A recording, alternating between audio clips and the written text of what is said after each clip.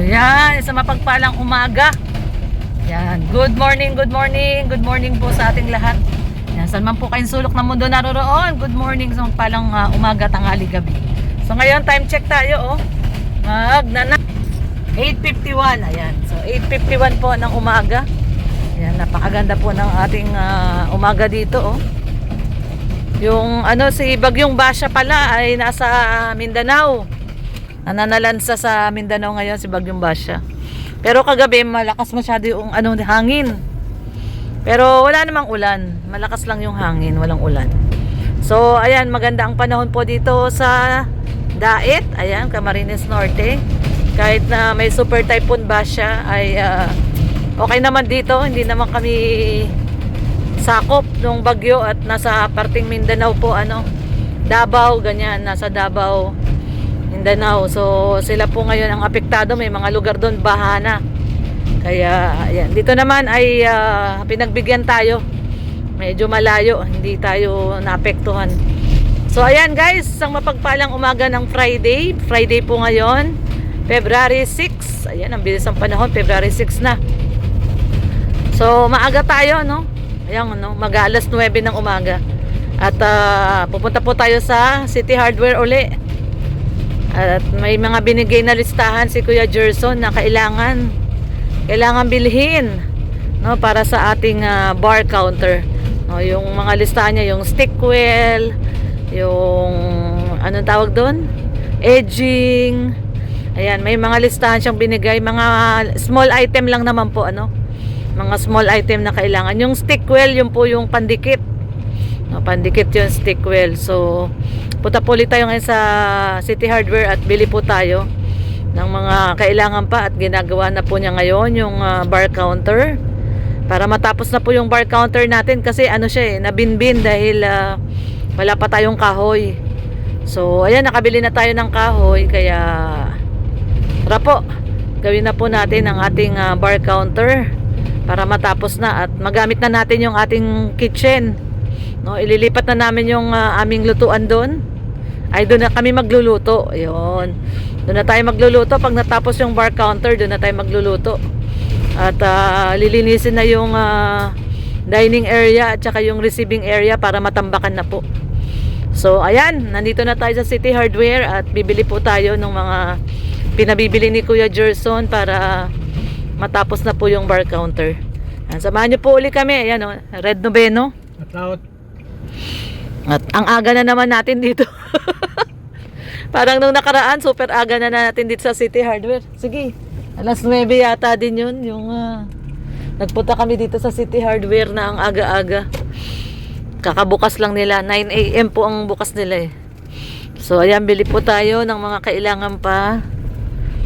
At i-update po namin kayo kung natapos na natin yung ating bar counter.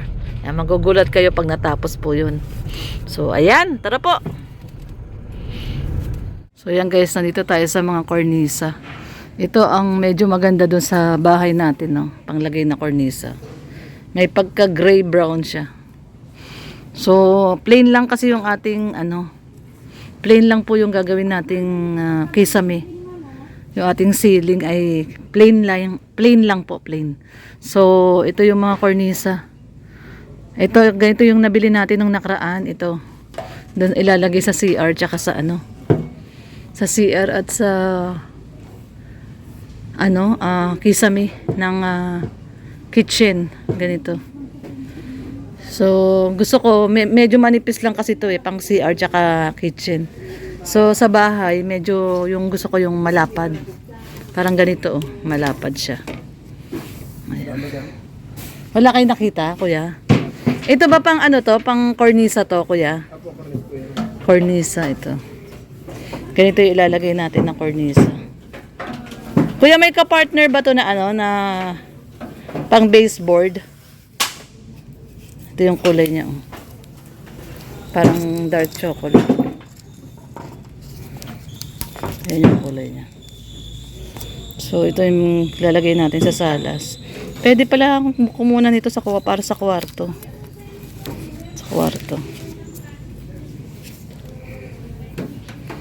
Marami pa ba to, kuya? na lang ang mga stock yan. Ah, ito na lang yung mga stock. Di, tingnan mo, oh. Ito na lang daw yung mga stock, oh. All out po yan. All out na pala yan. Ito, oh, sa kwarto. Medyo malapad.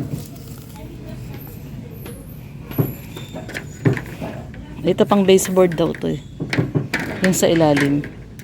Ito, itong mga to. Ito, kornisa. Kaya lang, paubos na daw to. Magkano tong ganito, kuya? Tanong po natin ang price.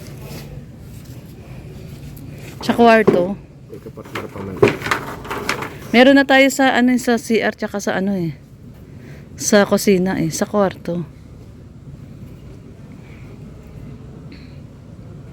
Bili mo na yung ano dito sa doon tayo mabili ng ano, kahoy. Anong bibilin pa? Yung mga ano lang dito. Walang kahoy dito. Wala yung pang edge, pang edging. Ito yung binili natin sa ano, di ba? Kasya na kaya yun?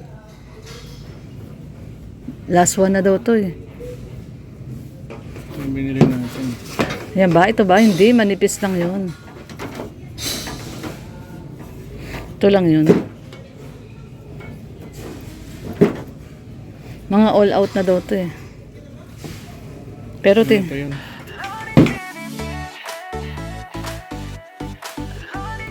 Okay guys, so ayan nga po, no, isasabi na rin po natin yung pagbili ng kornisa.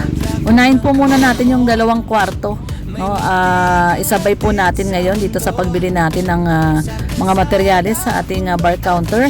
Ito magaganda kasi yung mga kornisa dito. At all out na daw to habang may stock pa. Kaya ayan, pili po tayo ng magandang kornisa para doon sa 2 kwarto. Doon sa ating guest room at sa ating master bedroom. Plain lang po kasi yung kisame nun, kaya lagyan na lang po natin ng pampaganda na kornisa. Ayan, oh, daming choices. Oh. Kukuha tayo yung medyo malapad po na kornisa para medyo mas maganda po. So ayan guys, samahan nyo po kami sa pagpili ng kornisa para sa ating 2 kwarto. Tara po!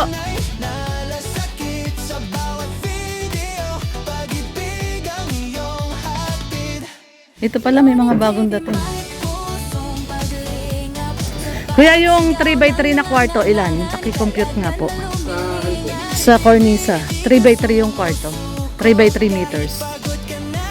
3, gano'n. Ilang meter, isang ano ba yan? Yung ganyan.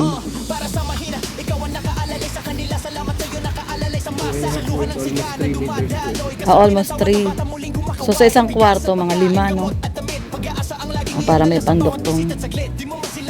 Sige kuya, kukuha na ako nito para. So 5.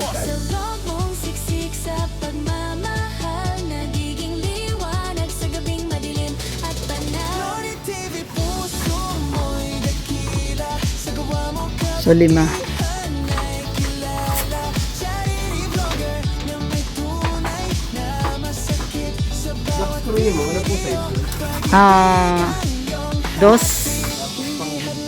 Oo, panghod. Kasya pa ba 10 niyan, kuya? Gawin mo ng 10 para pati isang kwarto. Yan. O, kunin mo na rin, kuya, para baka sakaling kulangin. Bali 11.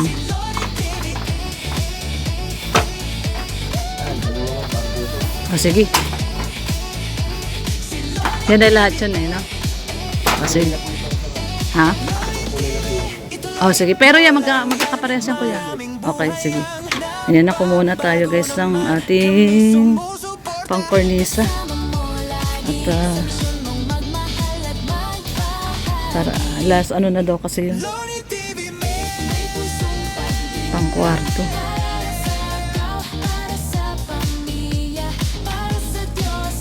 Bali, 11 yun. Yan, kumuha tayo ng 11 na kornisa doon sa kwarto. Ang kwarto. Meron na kasi doon sa ano, CR tsaka kusina. So ito sa kwarto to, 2 kwarto. Ayan. Cornisa, ang ganda ng cornisa natin, no. 11 pieces. Ayan guys, sinabay ko na rin yung cornisa. Ito. Bali 12 pala to, 12. Nilahat na natin. Okay na, kuya? May pandikit din po nakalagay. Pasta. Alin? Yun na lang kulang, yung edging. Tsaka yung black screw. Nadidos. Yan mo nga di. Thank you. So ayan guys. Ayun. Thank you kuya.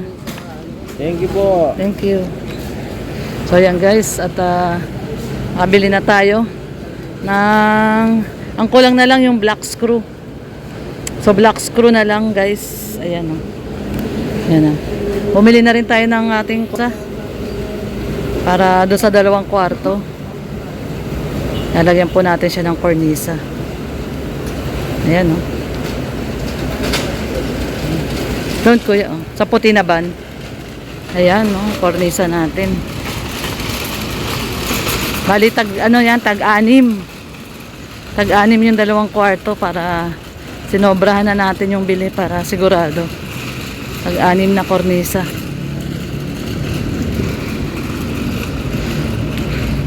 Siya na lang kasi yung marami. Kaya ayan, binili na po natin. Yung tsaka to. Ay mabigat, puro pako. Paano? Kuya, pag ganun doon, itaas mo. Ayan, sige, ganyan na lang. Pa-side. Ayan. Dito tayo sa JS at bili natin yung yung kulang na edge. Yung panglagay sa edge at saka black screw na didos. Ayan po. Tara po, samahan nyo kami.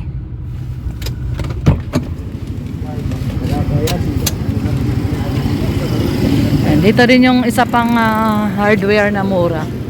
JS Steel, ayan. So ayan, dito po tayo. Ayan guys, nandito tayo sa JS Steel at bili natin yung mga kulang pa.